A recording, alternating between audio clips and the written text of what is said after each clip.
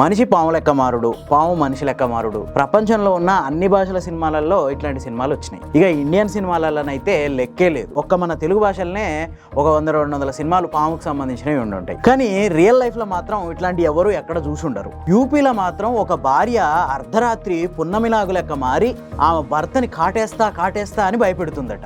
యూపీలో ఉన్న సీతాపూర్ కలెక్టర్ మొన్న సోమవారం నాడు ప్రజల నుంచి వినతులు స్వీకరిస్తుండు.